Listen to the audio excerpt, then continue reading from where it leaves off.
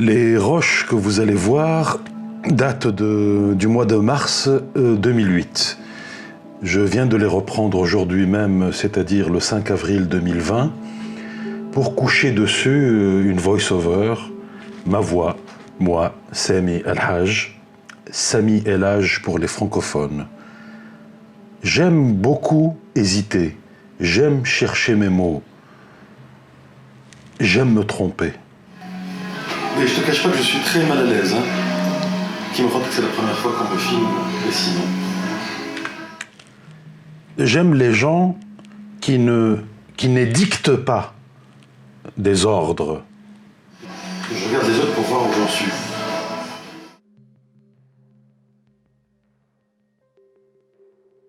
J'aime les retours vers l'arrière, en arrière. J'aime réviser ce que j'ai dit, j'aime me perdre, j'aime changer d'avis et considérer toujours que mon regard sur le monde et sur les autres, et puis modestement sur moi-même, évolue et change selon les signaux que m'envoie l'environnement. Et donc c'est souvent la question toute bête, est-ce qu'il sourit ou pas, tu vois. Je suis tout le temps tenté de faire un sourire et puis je préfère la nuance. Oui, voilà, la nuance, oui. Il y a du noir, il y a du blanc, il y a des gris, et puis il y a des éclats, il peut y avoir des éclats de couleurs dans mon travail, que j'écrive, que je dessine, que je photographie, que je peigne, que je grave ou que je filme. Le projet initial est appelé à être révisé. Il est appelé à être remis en question. Et c'est dans cette remise en question que l'acte poétique prend naissance. Ça, c'est fermé, hein. C'est très contraignant. La contrainte est créatrice d'idées. Aucun système n'est parfait. Et tant mieux. Je vais refaire un autre. Et puis voilà, achever, repartir ailleurs, explorer une autre combinatoire des formes disséminées sur l'espace.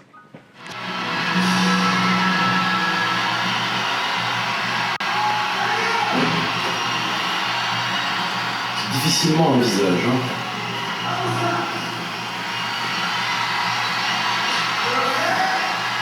تعرف كنت في باريس من العام الأول معناها partir de septembre 96 العام الأول mon passe-temps favori c'était de demander aux gens dans la rue, dans le métro, enfin de deviner de quelles origines ils venaient. عام كامل وانا نلعب هكاك et j'arrivais à deviner 99% des cas. تعرف multi-ethnique واحد كل واحد تطلع هكاك. J'ai jamais eu de mauvaise réaction, je crois que bon les gens quelqu'un m'a attiré mon attention sur le fait que ça peut blesser des gens. Tu vois ça. J'allais vers les gens, je leur disais, vous n'êtes pas d'origine, vous ne seriez pas de. Tu vois, je ne me rendais pas du tout compte de la guerre si tu veux, des races, je sais quoi. C'est bien simple, tous les humains se ressemblent. Il y a comme un modèle, comme un schème fondamental, matriciel, qui nous unit tous. C'est ce modèle qu'il faut regarder pour nous rencontrer. Les différences sont des variations sur thème, diraient les musiciens. Ouais. Tu vois, consciemment ou inconsciemment, tu te poses la question qui est-ce en dessinant, qui est-ce, tu vois. Alors, très souvent, le lait de là où qui voit mes dessins, on dit en fait c'est des autoportraits, tu te dessines, tu vois, ce qui n'est pas du tout certain. C'est peut-être un visage idéal, je sais pas.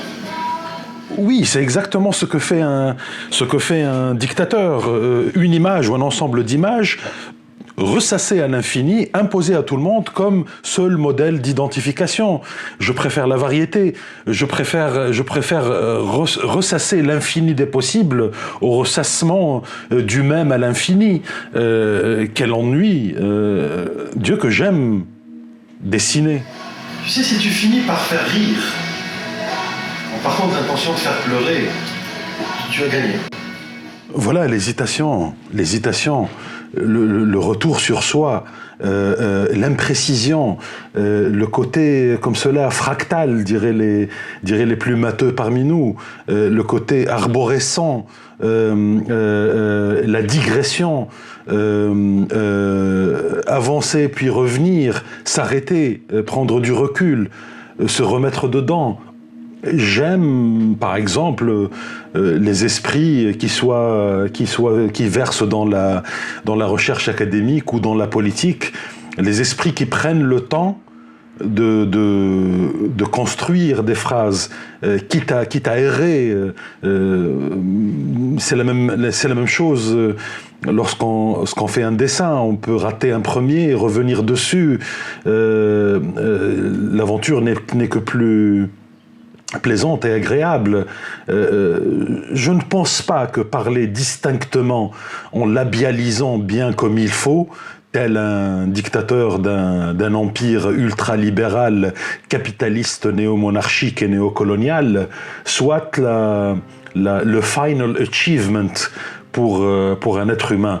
Je pense qu'un être humain est beau et fort parce qu'il cherche la multitude, voyage dedans, change de direction encore une fois, une première fois et bien des fois encore, écoute des propositions, en fait lui-même, rencontre le groupe, s'isole et retrouve le groupe. Je n'aime pas les donneurs d'ordre. Je n'aime pas les donneurs d'ordre.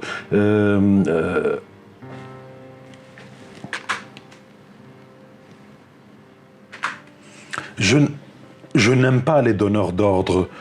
J'aime les gens qui disent « je crois que ». Peut-être est-ce la forme juste à ce dessin.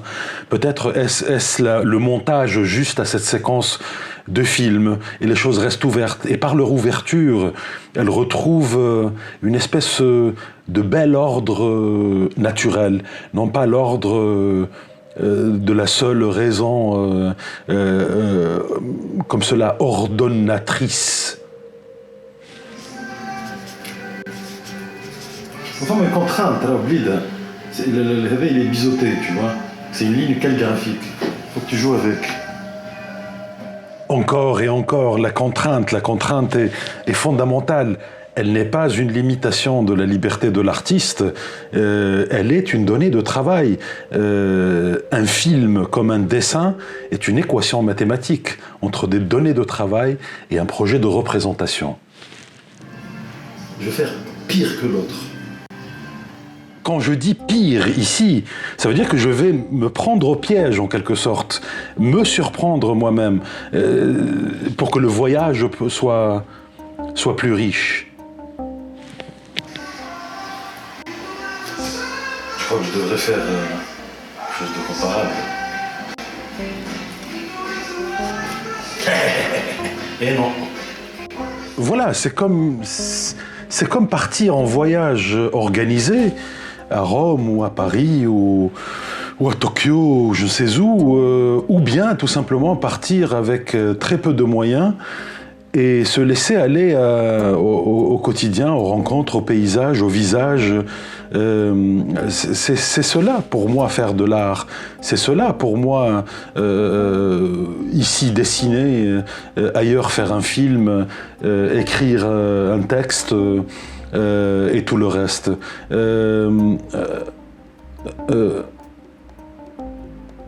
Oui.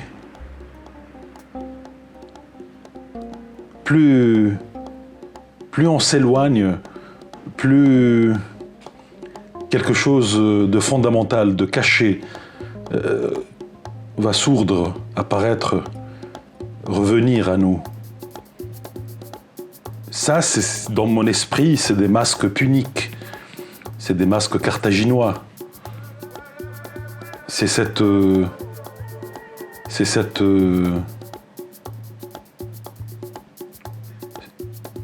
cet écran que l'on dresse devant son visage pour être nôtre le temps d'une représentation théâtrale ou cinématographique. Parfois, les masques sont plus vrais que que les hommes qui les ont portés. Mais ils sont sans doute aussi vrais que les hommes qui les dessinent. Les hommes ou les femmes, bien sûr.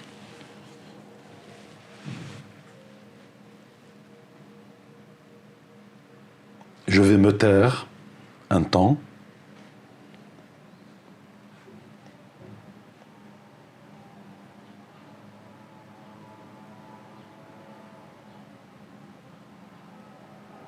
Vous savez, l'espace d'un petit dessin ou d'un petit film est un espace symbolique où, subitement, toute la complexité du réel, tout notre vécu, toutes nos émotions, tout notre pathos, aiment dire les dramaturges et autres metteurs en scène, tout ça vient se résorber dans ce qu'on appelle une œuvre d'art, à un moment donné de nos vies.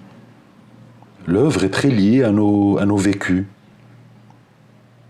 Mais je n'aime pas les biographes. Je n'aime pas les biographes. Ça me fait peur.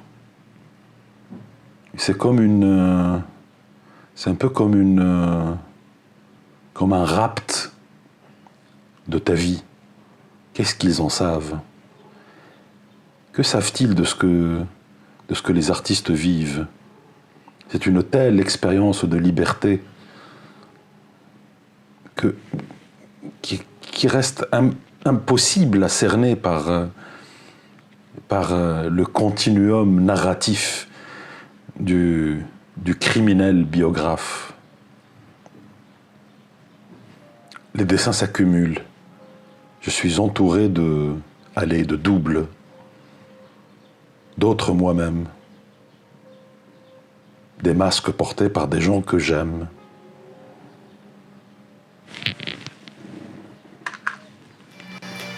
Tu sais, quand tu fais un traitement de surface en ligne parallèle, tu peux, parfois, tu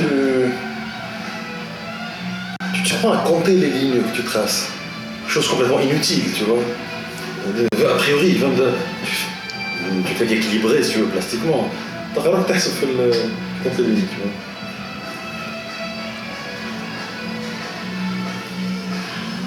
Et tu vois si c'est pair ou impair ou... Oui, on peut compter les lignes, on peut décider d'injecter des mots ou des bouts de phrases dans le dessin. Voilà déjà presque une bande dessinée. Voilà déjà un film. Voilà que ça s'anime. Voilà que des promesses nouvelles viennent à titiller notre imaginaire et nous emmener loin de la laideur environnante. Le rêve, ce serait de ne plus jamais revenir, de se fondre dans l'œuvre, de devenir une image. Il est assez horrible, celui-là. Et voilà que soudain, un de mes dessins me renvoie ma peur, peut-être. Hein, je le trouve horrible. Moi qui étais parti du projet d'en jouir, de jouir de l'instant du dessin, du moment du dessin.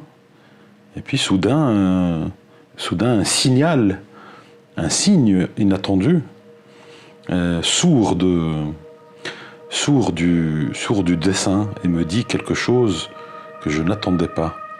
Il ne faut pas avoir peur des images. Il faut faire face aux images. Même les images de violence, il ne faut pas abuser, sans doute. Il faut regarder par exemple les images de violence en s'identifiant à un médecin. C'est en faisant face à l'horreur que l'on devient plus fort et qu'on trouve le bien, on retrouve le bien. Il faut traverser des champs de violence pour se libérer. Chiffre pair. Alors ce que vous voyez, le document que vous voyez, les roches ne sont pas montées, hein, c'est du filmé monté ou du monté filmé. Et il n'y a aucune coupe au montage. C'est exactement ce que l'opérateur a enregistré. Vous allez entendre sa voix bientôt d'ailleurs. C'est un ami artiste du groupe de musique E. La musique que vous entendez derrière, c'est la musique de E qui a illustré la bande sonore de mon film Fusca.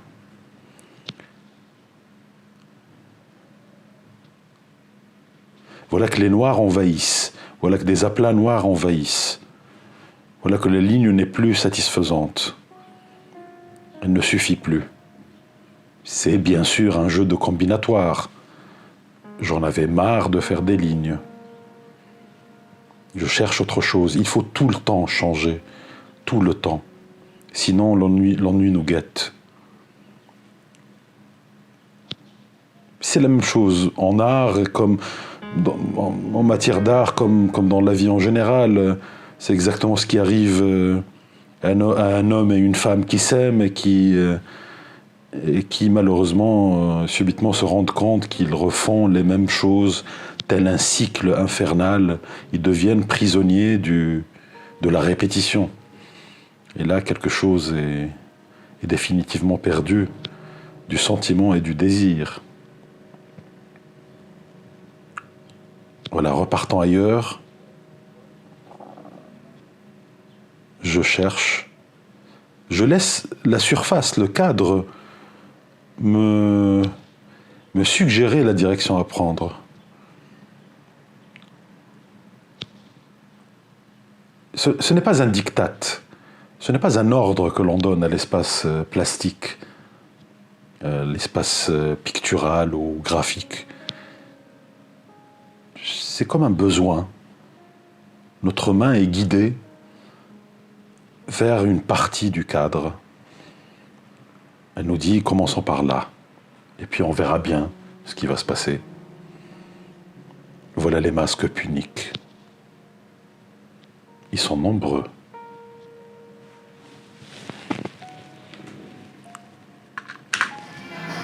Qu'est-ce qui te dérange?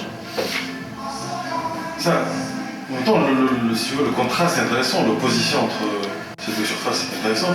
Il y a quelque chose qui... Il y a un vide, moi, toi. Un vide ou un trop-plein, je sais pas, attends, je vais faire un truc. Voilà, je ne sais pas trop, et tant mieux. C'est peut-être un vide, c'est peut-être un trop-plein. La preuve qu'il n'y a pas de projet au sens de la planification et de l'exécution. C'est praxéologique, c'est même praxéographique.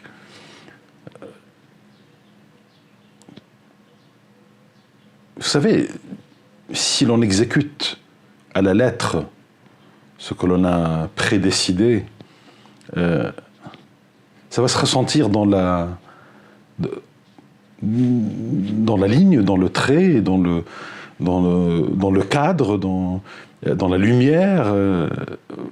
Quelque chose va nous échapper. Quelque chose va nous échapper. Elle va échapper à l'élan poétique. Il me fait rire, ce masque.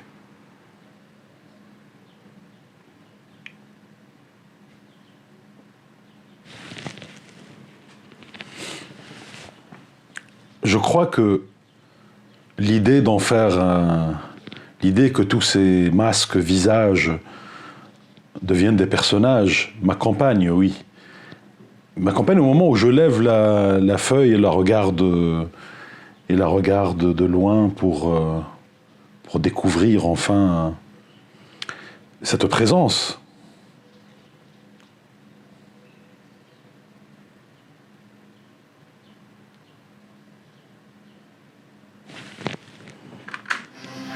Tu vois pourquoi j'ai un rejet pour les six figures avec comme des citoyens. Il n'y a pas la pureté de la ligne, tu vois. J'étais parti dans un surenchère sur la surface, tu vois. Complètement inutile. Oui, j'avais attaqué 6 toiles format F30 à l'acrylique Avec la même chose, des masques puniques dans mon esprit, ça a donné des visages. Une des 6 toiles est partie, je l'ai cédée à des copains qui en raffolent apparemment, et tant mieux, je suis très très heureux. Elle trône sur les murs de leur salon. Difficile de retrouver le plaisir de la ligne quand on peint, à moins d'assumer le feutre, de reprendre la peinture au feutre. Mais est-ce que le feutre va vivre? On sait que le feutre s'oxyde avec le temps. Je ne sais pas. Si le feutre est passé au-dessus de la couche d'acrylique, ça pourrait donner quelque chose. Peut-être qu'il résisterait mieux avec une couche de vernis par-dessus. Je ne sais pas.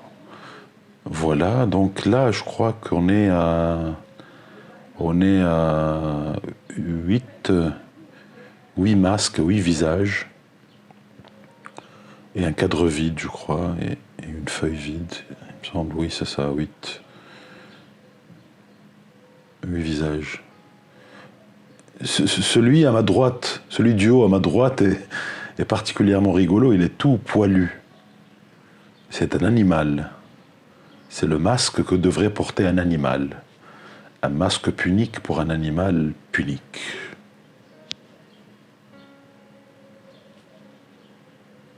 Ça dialogue. Ils se parlent entre eux. Ces masques devenus visages, devenus personnages, entretiennent des relations épistolaires.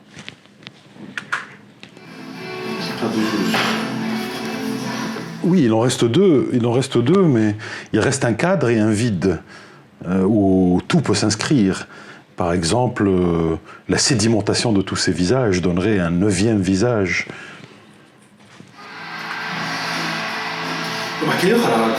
Est-ce que tu veux... on va dire un art graphique ou un art... en train de la représentation bidimensionnelle vers l'histoire, vers la narration, là par la séquence. Quand tu fais une séquence de dessin, c'est immédiatement la tentation de raconter. D'ailleurs, il n'y a fort probablement pas grand-chose à raconter, sinon le récit du récit, le récit de la naissance du récit. Peut-être en cherchant de comprendre, on finit par créer une histoire, non? Et on répond à une urgence. C'est qui, c'est quoi On crée l'histoire. On est dans une séquence. On l'a subi. Ouais. On l'a subi. Oui, en effet, on l'a subi. Personne n'est véritablement auteur d'une histoire. Il n'est que le réceptacle de plein d'autres histoires et d'autorat. Ça te paraît pas être le fait de vouloir inconsciemment justifier ce qu'on est en train de faire? Il y a de ça, oui, bien sûr. Il y a de ça, il y a de la justification, il y a de l'autoprocès aussi.